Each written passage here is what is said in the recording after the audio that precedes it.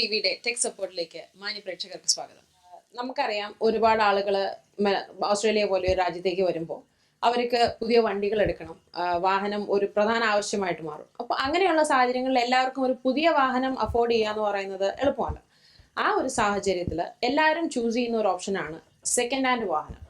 Second hand വാഹനത്തിൽ നമ്മൾ എടുക്കുമ്പോൾ എന്തൊക്കെ കാര്യങ്ങൾ ശ്രദ്ധിക്കണം എന്നുള്ളതിനെ പറ്റി ഇന്ന് നമുക്ക് ഒരു അഡ്വൈസ്, ഒരു ടെക്നിക്കൽ എക്സ്പെർട്ട് അഡ്വൈസ് തരാനായിട്ട് നമ്മളുടെ ഒരു ഗസ്റ്റ് ഇന്നിവിടെ എത്തിയിട്ടുണ്ട്, മിസ്റ്റർ ജോസഫ് തോമസ്.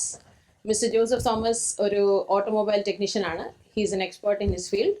അപ്പം നമുക്ക് അദ്ദേഹത്തോട് ചോദിക്കാം എന്തൊക്കെ കാര്യങ്ങളാണ് ഇത്തരത്തിലുള്ള ഒരു സിറ്റുവേഷനിൽ നമ്മൾ അറിഞ്ഞിരിക്കേണ്ടതാണ്. Mister Joseph Thomas, welcome to tech support. ഇപ്പോൾ ശരിയാണ്, നമ്മളിവിടെ വരുമ്പോൾ ഓസ്ട്രേലിയ പോലെ രാജ്യത്ത് വരുമ്പോൾ എല്ലാവർക്കും ഒരു വണ്ടി അത്യാവശ്യമാണ്. അപ്പോൾ സാധാരണ ആൾക്കാർ പോകുന്നത് സെക്കൻഡ് ഹാൻഡ് വണ്ടിക്ക് വേണ്ടിയിട്ടാണ്. സെക്കൻഡ് ഹാൻഡ് വണ്ടിക്ക് വേണ്ടി പോകുമ്പോൾ നമ്മൾ അതിനകത്ത് പ്രത്യേകം ശ്രദ്ധിക്കേണ്ട കാര്യങ്ങൾ, ഫസ്റ്റ് ഓഫ് ഓൾ പോകുന്നതിന് മുമ്പ് നമ്മുടെ മനസ്സിനെ പ്രിപ്പയർഡ് ചെയ്യുക. നമ്മൾ ഏത് ടൈപ്പ് ഓഫ് വണ്ടി നമ്മൾ മേടിക്കണം, നമ്മുടെ ബഡ്ജറ്റ് എത്രയാണ്, മീൻസ് എങ്ങനെയുള്ള വണ്ടിയാണ് നമുക്ക് ഹാൻഡിൽ ചെയ്യാൻ പറ്റുന്നുള്ളത് നമ്മൾ ആദ്യമേ നമ്മുടെ മനസ്സിലൊന്ന് ഇരുത്തിയിട്ട് വേണം നമ്മൾ പോകാൻ. എന്താ പറയുക, മാർക്കറ്റിൽ ചെന്ന് കഴിഞ്ഞാൽ ഏത് വണ്ടി നോക്കുമ്പോഴേ ഫസ്റ്റ് ഓഫ് ഓൾ നിങ്ങളൊരു ഫിസിക്കൽ ലുക്ക് അറൗണ്ട്, ഡെൻറ്റിങ് ഉണ്ടോ, ബെൻഡ് ഉണ്ടോ, പിന്നെ ഉള്ളിൽ കയറി ഇരുന്നിട്ട് വണ്ടി ഇരുന്ന് നോക്കുക, നമുക്ക് ഇരിക്കാൻ പറ്റുന്നതാണ്. ചിലതിൻ്റെ സീറ്റ് ശരിയായിരിക്കത്തില്ല. ഏതായാലും സെക്കൻഡ് ഹാൻഡ് വണ്ടിയല്ല, മാക്സിമം ആൾക്കാർ ചിലപ്പോൾ യൂസ് ചെയ്തായിരിക്കും, ചിലർ കുറച്ച് യൂസ് ചെയ്തിട്ടുണ്ടായിരിക്കും. അപ്പോൾ നമ്മൾ സെലക്ഷൻ ഇച്ചിരി ഹാർഡ് വർക്കാണ്. ഒരിടത്തും ആദ്യമേ ഒരു വണ്ടി കണ്ടു, ഇത് ഇഷ്ടപ്പെട്ടു, ഇത് മേടിക്കുക, അങ്ങനെ എൻ്റെ ഒരു സ്റ്റൈൽ അങ്ങനെയല്ല. ഞാൻ പോയി പല വണ്ടി കാണും, അതിൽ നിന്നൊരു വണ്ടി ഞാൻ മാർക്ക് ചെയ്യും, എല്ലാത്തിൻ്റെ ഒരു ഫീച്ചേഴ്സ് എല്ലാം നോട്ട് ചെയ്യും. അപ്പോൾ ഈ പ്രൈസിൽ എനിക്ക് അഫോർഡ് ചെയ്യാൻ പറ്റുന്ന കൂടുതൽ ഫീച്ചേഴ്സ് ഉള്ള അത് ഓടാത്ത ഒരു വണ്ടിയാണെന്ന് വെച്ചാൽ അതേ ഞാൻ നോക്കത്തുള്ളൂ. അപ്പോൾ അതുപോലെ കുറച്ച് നോക്കുന്നത് എപ്പോഴും നല്ലതായിരിക്കും, എന്ന് വെച്ചാൽ ലോ കിലോമീറ്റേഴ്സ് ഓടിയ വണ്ടി. അപ്പോൾ ഒത്തിരി പഴയതായിരിക്കല്ലേ. അപ്പോൾ ചില വണ്ടികൾ പഴയതാണെങ്കിൽ അത് ഓടി കാണത്തില്ല, ഓൾഡ് ആൾക്കാരൊക്കെ യൂസ് ചെയ്യുന്നതാണ്, അവരാദ്യം റൺ ചെയ്യത്തില്ല, only just shopping or church or just local ഓട്ടോയാണ്. അപ്പോൾ വണ്ടി അവർ പിന്നെ വേറെ ടൈം ടു ടൈം അവർ സർവീസ് ചെയ്യും. യെസ്, അപ്പോൾ ഫുള്ളി മെയിൻറ്റൈൻഡ് വണ്ടി ആയിരിക്കും, അത് എപ്പോഴും നല്ലതായിരിക്കും. പക്ഷെ അത് വളരെ റേറ്റായിട്ട് കിട്ടാറുള്ളൂ. വണ്ടിയുടെ ഉള്ളിൽ നോക്കുക, look out means all seat എല്ലാം കീറിയതുണ്ടോ, നല്ല സീറ്റുകളാണോ, seat belt very important. Seat belts എല്ലാം പുള്ളി ചെയ്യണം, ഇരുന്നിട്ടൊന്ന് പുള്ളി ചെയ്ത് നോക്കണം അത് ശരിക്ക് ലോക്ക് ചെയ്യുന്നുണ്ടോ, ലൈറ്റ്സ് വരുന്നുണ്ടോ. ഈ സീറ്റ് ബെൽറ്റ് എന്നൊക്കെ പറയുന്നത് ഈ റോഡ് വർത്തി മുതലായ സീറ്റ് ബെൽറ്റ് പ്രധാനമായിട്ടൊരു സംഭവമാണ്. Seat belt, brake, steering, tyres, these common main സംഭവങ്ങളാണ് ഈ മൂന്നാലെണ്ണം. അപ്പോൾ നമ്മൾ വണ്ടി വാങ്ങുമ്പം ഇപ്പം സെക്കൻഡ് ഹാൻഡ് വണ്ടി വാങ്ങുമ്പോൾ എല്ലാവരും ഒന്നും പുതിയ ടയർ ഇട്ട് തരത്തില്ല. But still you have to look minimum it's a tyre ഇവിടുത്തെ ഗ്രൂപ്പ് പറയുന്നത് 10 മീലാണ്, 10 മീലെന്ന് അവരുടെ കണക്ക് പറയുന്നത്. അപ്പോൾ അതിൽ കൂടി ഇരിക്കണം.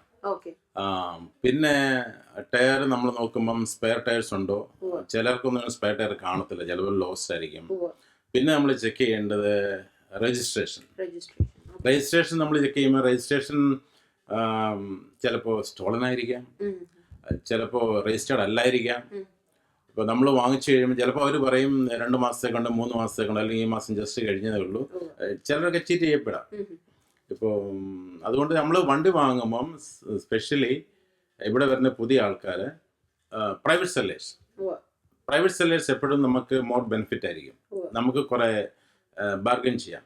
ഇപ്പോൾ വണ്ടി വിൽക്കുന്നുണ്ടെങ്കിൽ, ഞാനിപ്പോൾ ഒരു 5000 രൂപയ്ക്ക് വണ്ടി ഇട്ടിട്ടുണ്ടെങ്കിൽ ഓക്കെ, ഒരാൾ വന്നു കണ്ടു, അവർക്ക് നമ്മുടെ സംസാരം നമ്മുടെ ഇഷ്ടപ്പെട്ടു ഒക്കെ ആണെങ്കിൽ ഒരു നല്ലൊരു പെർസെൻറ്റേജ് അവർ നല്ലപോലെ ഒരു ഡീലിംഗ് നടക്കുകയാണ്. അവിടെ ഇപ്പോൾ ഇവിടെ നല്ലൊരു ഡീലിംഗ് നടക്കുന്നുണ്ട്, അങ്ങനെ എപ്പോഴും നമുക്ക് കിട്ടും. ഇപ്പോൾ ഒരു ഡീലറിലേക്ക് പോയി കഴിഞ്ഞാൽ അത്ര പെട്ടെന്ന് ഒരു ഇത് അവരവരുടെ പ്രോഫിറ്റ് ഒരിക്കലും അവർ ആയിരിക്കില്ല. സോ പ്രൈവറ്റ് സെല്ലർ ആകുമ്പോൾ നമുക്ക് കുറേ കൂടെ മോർ ഫ്ലെക്സിബിലിറ്റി ഉണ്ട്. എന്താ പറയുന്നത്, അവർ എക്സ്ട്രാ എന്തെങ്കിലുമൊക്കെ ഉണ്ടെങ്കിൽ, വണ്ടിയുടെ പാർട്സ് എന്തെങ്കിലും വാങ്ങിച്ചു വെച്ചിട്ടുണ്ടെങ്കിൽ അവരൊക്കെ എനിക്ക് ഇതിൻ്റെ ആവശ്യമില്ല, നിങ്ങൾ നമ്മൾ എടുത്തോ, മീൻസ് അങ്ങനെയൊക്കെ വരുന്നുണ്ട്. പിന്നെ കുറെ കൂടെ എനിക്ക് തോന്നുന്നത് മോർ വിശ്വസിക്കാൻ പറ്റുന്ന എപ്പോഴും പ്രൈവറ്റ് സെല്ലേഴ്സ്. ഒരുപാട് ആളുകള് ഇക്കോണമി അല്ലെങ്കിൽ നമ്മുടെ ഫ്യൂവൽ ഇക്കോണമി മുതലായ കാര്യങ്ങളൊക്കെ കൺസിഡർ ചെയ്തില്ലെങ്കിൽ പോലും ഈ വാഹനം എടുക്കുമ്പോഴത്തേക്കും കോസ്റ്റ് കൺസ്ട്രെയിൻസ് കൊണ്ട് മാത്രം ഓപ്ഷനെ ഡിപ്പെൻഡ് ചെയ്യാം. ഓപ്ഷൻ ഇവിടെ പല രീതിയിൽ നടക്കും. നമുക്കിവിടെ ഓപ്ഷൻ സെന്റേഴ്സ് ഉണ്ട്, പിന്നെ ഓൺലൈൻ ഓപ്ഷൻസ് ഉണ്ട്. പക്ഷെ ഓൺലൈൻ ഓപ്ഷൻസിൽ ഞാൻ അത്ര ട്രസ്റ്റ് ചെയ്യുന്നില്ല. എന്ന് ചോദിച്ചു കഴിഞ്ഞാൽ അവർ ഒരു പിക്ചർ കാണിക്കുകയും ഡീറ്റെയിൽസ് നമുക്ക് തരികയും ചെയ്യുന്ന ഒന്നും നമ്മൾ ചിലപ്പോൾ ഇവിടെ ന്യൂ സൗത്ത് വെയിൽസ് ആയിരിക്കും. നമ്മൾ വിക്ടോറിയയിലാണ് ഇപ്പോൾ സംസാരിക്കുന്നത്. നമ്മളിപ്പോൾ ഓൺലൈനിൽ കാണുന്ന വണ്ടി ചിലപ്പോൾ ന്യൂ സൗത്ത് വെയിൽസിലാണെങ്കിൽ നമ്മൾ ഫോട്ടോ മാത്രമേ നമ്മൾ കാണുന്നുള്ളൂ. ആ വണ്ടിയെ പറ്റിയുള്ള ഡീറ്റെയിൽസ് ആയിരിക്കത്തില്ല ചിലപ്പോൾ അതിനകത്ത് ഡീറ്റെയിൽസ് ചെയ്തിരിക്കുന്നത്. അപ്പം നമ്മൾ വിചാരിക്കും സെയിം വണ്ടിയാണ്.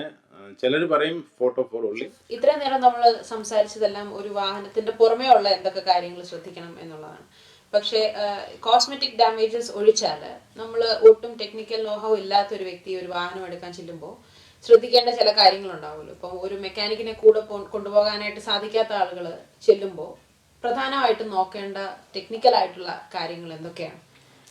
ടെക്നിക്കലി നമുക്ക് നോക്കാൻ പറ്റുന്നത്, ഒരു സാധാരണ ഒരാൾക്ക് പോയി നോക്കാൻ പറ്റുന്നത്, ഞാൻ മുമ്പ് പറഞ്ഞതുപോലെ ഉള്ളിൽ നമ്മളെ വണ്ടി എത്ര ഓടുകയെന്ന് അറിയണം. പിന്നെ സീറ്റ് ബെൽറ്റ്, സീറ്റ്സ് സംഭവങ്ങളെല്ലാം കഴിഞ്ഞിട്ട് മുന്നിൽ വന്നു കഴിഞ്ഞാൽ ബോണറ്റ് ഓപ്പൺ ചെയ്യണം. അതിനകത്ത് നമ്മൾ നോക്കാൻ പറ്റുന്നത് എൻജിൻ ഓയിൽ ലീക്ക് ഉണ്ടോ എന്ന് നോക്കും.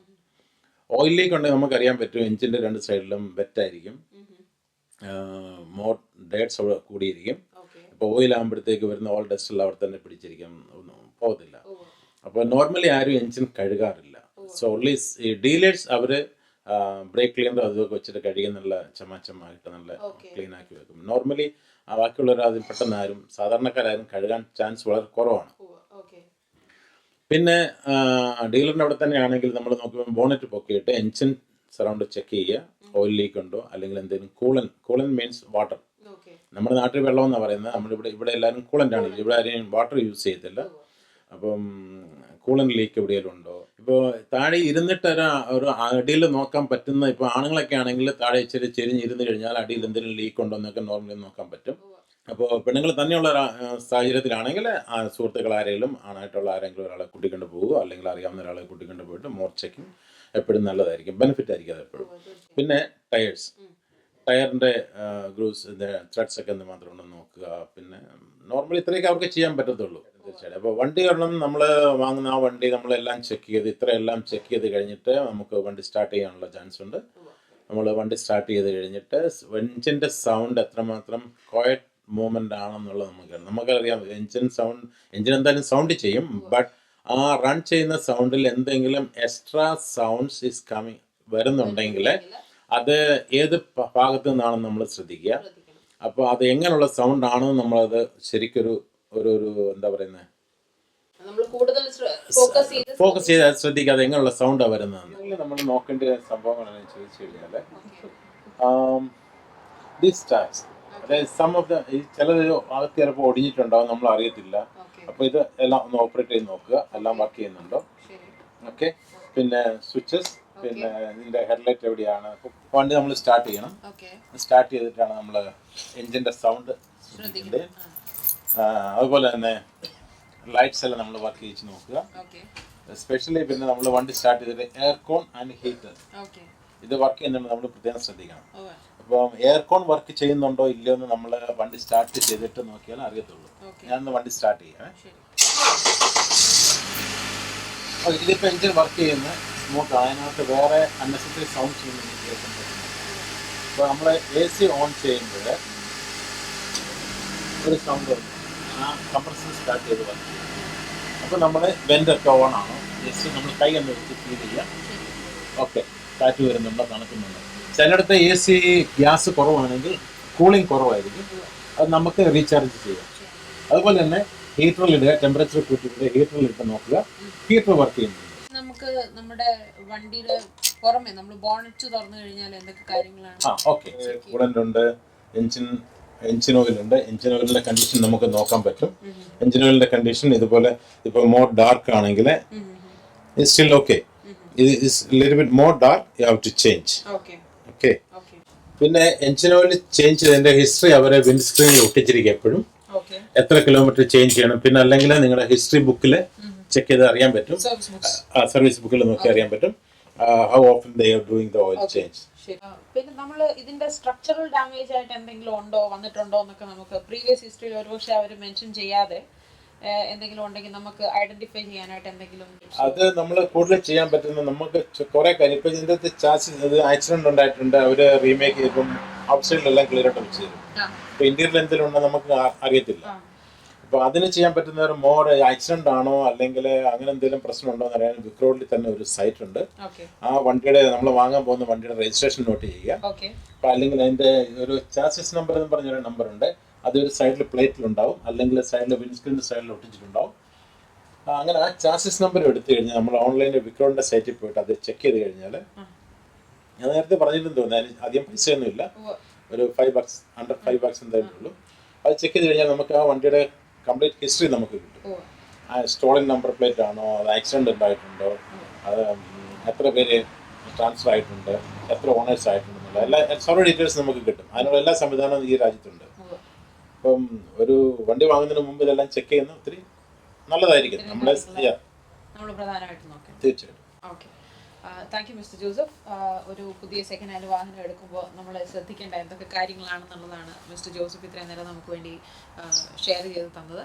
അദ്ദേഹത്തിൻ്റെ വിലപ്പെട്ട സമയം നമുക്ക് വേണ്ടി സ്പെൻഡ് ചെയ്തതിന് അദ്ദേഹത്തിനോട് ഭാരത് ടിവിയുടെ പേരിലും ടെക് സപ്പോർട്ടിൻ്റെ പേരിലും ഞാൻ നന്ദി അറിയിക്കുകയാണ്. Thank you very much for your valuable time. ഈ ആഴ്ച നമ്മൾ കണ്ടത് ഒരു സെക്കൻഡ് ഹാൻഡ് വാഹനം എടുക്കുമ്പോൾ എന്തൊക്കെ കാര്യങ്ങൾ ചെയ്യണം എന്നുള്ള ശ്രദ്ധിക്കേണ്ട കാര്യങ്ങൾ എന്തൊക്കെയാണെന്നാണ്. അടുത്ത ആഴ്ച ഒരു വാഹനം കിട്ടിക്കഴിയുമ്പോൾ നമ്മളത് എങ്ങനെ മെയിൻറ്റെയിൻ ചെയ്യണം എന്നുള്ളതിനെ പറ്റി കൂടുതൽ കാര്യങ്ങൾ പറഞ്ഞു തരാൻ മിസ്റ്റർ ജോസഫുമായി അടുത്ത ആഴ്ച നമ്മൾ വീണ്ടും മീറ്റ് ചെയ്യും. അതുവരയ്ക്കും മിഷേൽ സൈനിങ് ഓഫ്.